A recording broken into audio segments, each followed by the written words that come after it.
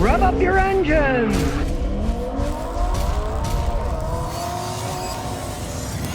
Okay, today we have a 95 Toyota Previa. What's a Previa? It is Toyota's preview of what they thought vans are going to be. That's what Previa means. It's a preview of things to come. Now, they only sold it for a few years in the United States, like 6 years, starting in '91.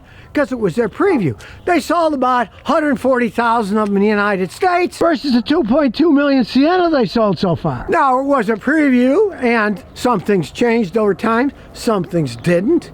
These were mid-engine vehicles with the engine between the driver and the passenger seat down in the hole. We'll show it to you later, where they decided to go front-wheel drive and later all-wheel drive in the Siennas, and of course now they only make hybrids. Now, the one thing that people complain about these was kind of lack of power, right?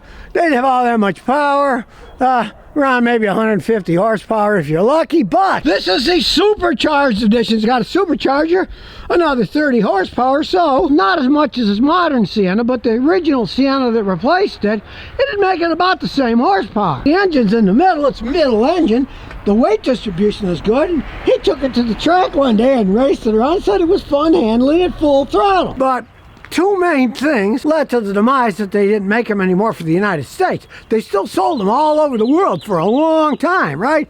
But there were two main problems. One is that it was rear-wheel drive, and in ice and snow, like today, they slide all over the place, right? Where front-wheel drive vehicles, hey, they handle better in the snow. Now they're all-wheel drive. They handle great. My son's got an all-wheel drive hybrid in Rhode Island. Goes to the snow, has no problems, gets great gas mileage. Now you might think, okay, this is a little four-cylinder engine, right?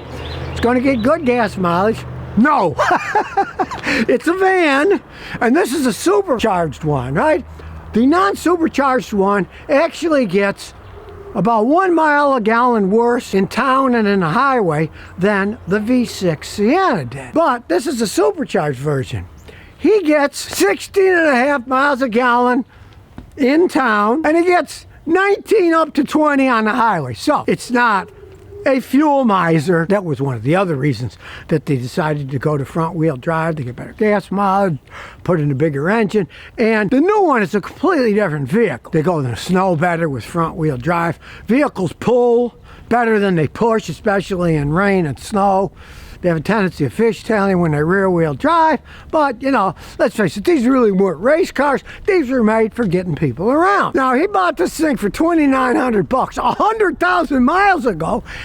He's using it by himself, so instead of being a people carrier, he's turned it into a all-around camper, hauler. He's had many different configurations, he said, with this thing, because he just can't get rid of it because it keeps running and running and running. My brother-in-law had one in Texas.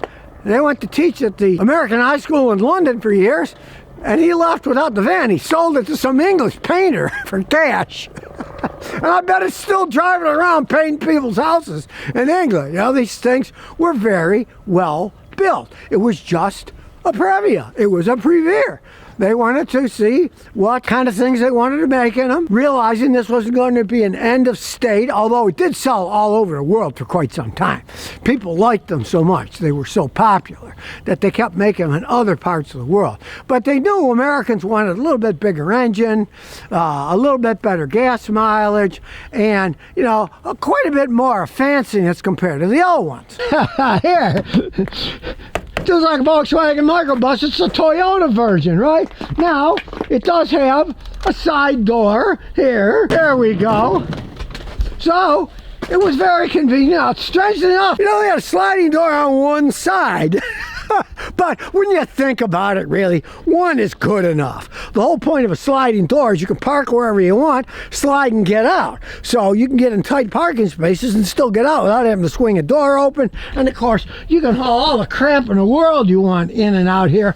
I had customers back in the day that used them for wheelchair carrying vehicles. Some would have a little crane they'd put in to pick the wheelchair up and down. They're very convenient vehicles. As we go under the hood, realize it's a mid-engine. The engine's back down in there. The way these things were designed is the motor is in the middle. there's a drive shaft that goes to the back wheels to drive it. But then there's a tiny drive shaft that goes to the front, and there is an entire accessory mounting system here that has the air conditioner, power steering pump. So, needless to say, it costs a lot of money to make all that crap, right? It's the only car in the world I've ever seen that has a setup like that. It's unique. It worked perfectly fine, right? But it costs a lot of money to make that extra stuff. Now, as we look under the driver's seat, there she blows. There's the engine. Now you can see the engine oil dipstick, the transmission oil dipstick, but to change the spark plugs on this thing, man alive, you gotta pull out the passenger seat, do all kinds of stuff. Maintenance could be a pain, but let's face the facts, it's a Toyota. They don't break down much. He changed the spark plugs once himself, put in the best plugs he could get. He says, I'm not gonna do that again. It runs perfectly fine. So, you know, it is a Toyota. Now, if this had been, let's say, a Chrysler with an engine there, and you're gonna have to work on it, you'll be working on it all the time, pulling your hair out. But they don't need all that much maintenance, and they can last for hundreds of thousands of miles just by changing the engine oil and filter. It is a regular Toyota. They're well made. It's just a kind of a interesting design, a preview of what they were going to do, and some of it they kept, and some of it they said, no, we're going to change it and use the Camry base that we already have, that's going to ride better, that's going to have a little bit better gas mileage, a lot more power. This is a 95, so hey, check it out. It's got an OBD2 plug, so let's plug it in. Yes, it is OBD2, so we can plug it in. There we go. We got the key turned on. This has turned itself on. Here we go. We'll see if the fancy scan tool will work on this old thing. It should, but you never know with an old car. Well, here goes nothing. It's beeping. Means it's doing something. So we'll go Toyota. Standalone diagnosis. It's cold. I'm cold. Everything's cold. Now, I doubt it's going to read the VIN, because it's too old, so we'll do a manual selection. Here we go, it's thinking. It takes a while thinking on these old ones. We might be here a while. Now, okay, it can do a topology scan, but unfortunately the topology scan only does the ECM because it's old. It doesn't have the 40 different ones that a modern one was, but what the heck, we'll do a fault scan. It's scanning it. It may be old, right? It may have 178,000 miles on it. But it's a Toyota, it's got no trouble code. So, let's go to the ECM. We will enter the system. Now, unfortunately, it can't communicate. If you want to see, there's hardly any wires going in here. It can't handle all the information. So we'll try one more thing. Well, I had to switch to an old school scan tool because this is an old car. So now we got some live data. Look at that. Short-term fuel trim is 0. Okay, 0 is perfect. This thing is old as the hills. It's a 95, but the fuel trim is 0.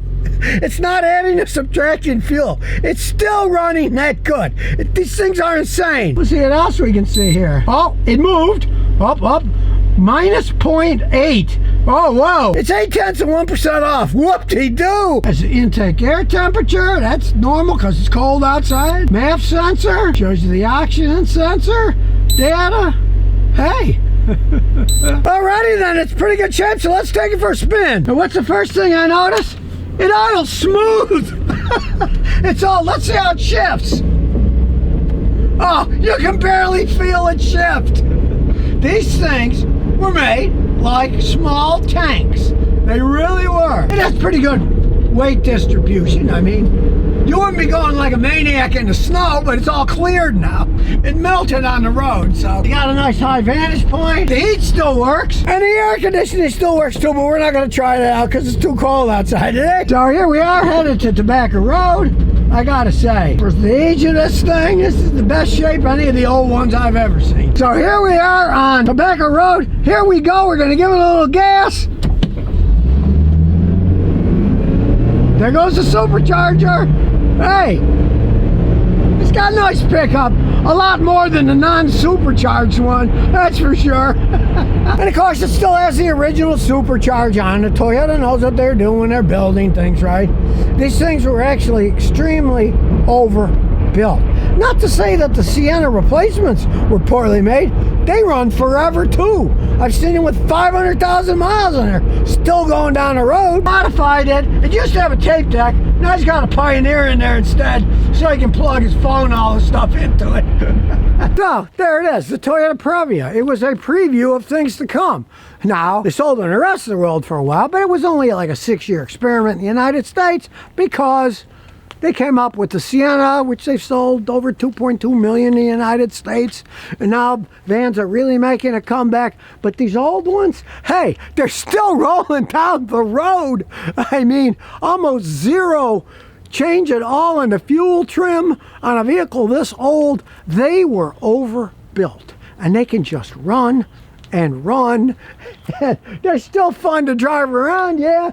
The paint fades away a little, whatever, but they still go. They still are dependable vehicles. You turn the key, they start up, and they get you where you're going. And they do have an awful lot of space.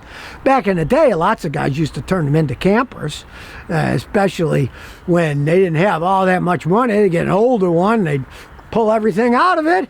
Sure, the new Siennas aren't cheap. I mean, 50 grand up for the fancy ones with all the hybrid technology. And yeah, they got a lot better gas mileage, there's no arguing that. But 2,500 bucks over 100,000 miles of driving, hey, and it's still going like this. You can't beat it if you can find an old one lying around somewhere. So if you never want to miss another one of my new car repair videos, remember to ring that bell.